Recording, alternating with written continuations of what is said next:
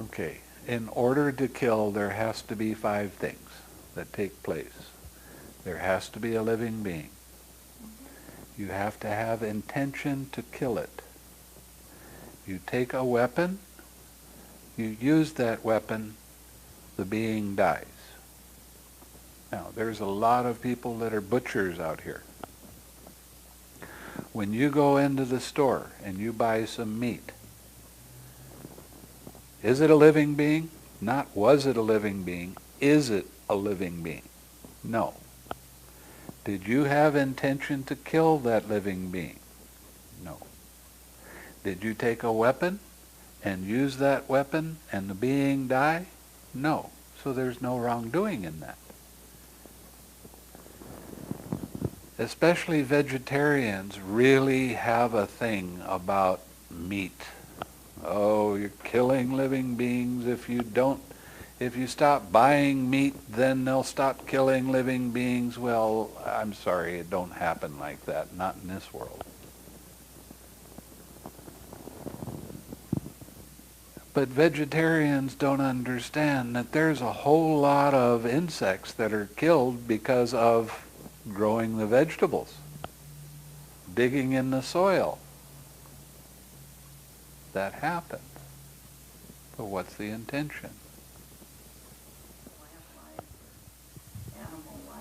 Yeah, actually the Buddha said there's 80 different kinds of beings in your body that are dying every day. Now there was an arahat. He just became an arahat.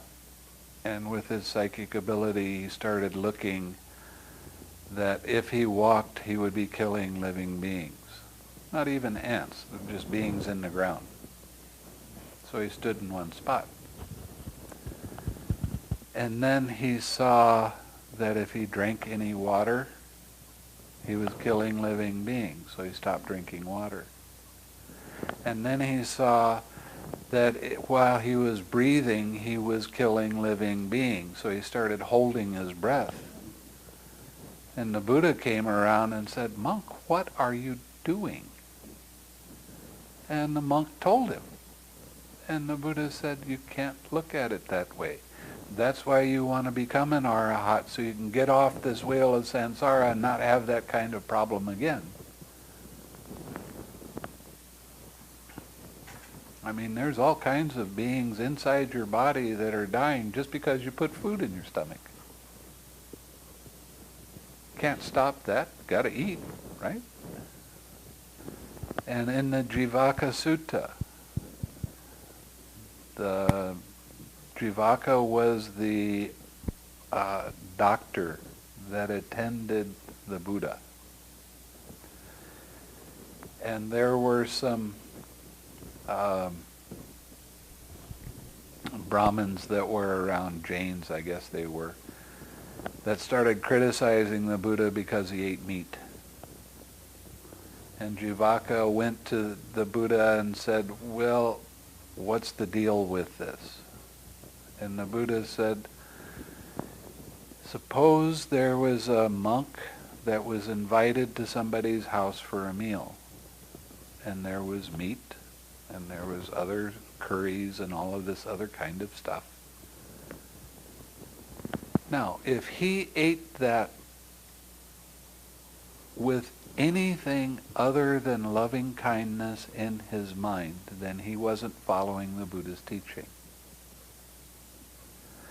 And then he said, "Monks, there are 3 instances that you cannot eat meat. If you see that being killed, if you hear them cry out while they're being killed, or if you suspect they're killed directly for you." Okay? People want to give me shellfish. They want to give me lobster because they think it's a great meal. I can't eat that. I suspect that it's killed for me.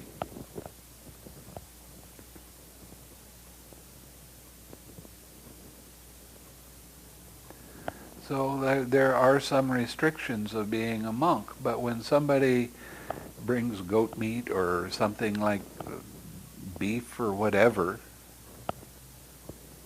I didn't see it get killed. I didn't hear it get killed. I don't suspect that it was killed for me, because most people will go to the grocery store and buy the meat.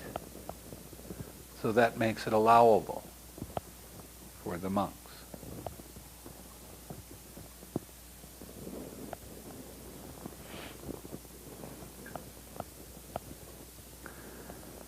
I had a German student that came,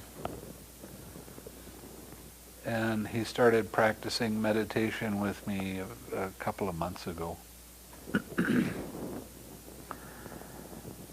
And somebody told him he wanted him to go out and pull weeds. And he wouldn't do it. He said, "I'm breaking the precept of killing." It took me almost 2 weeks to convince him that the Buddha didn't say anything about grass or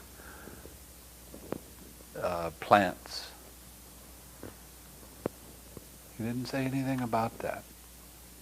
It was sentient beings.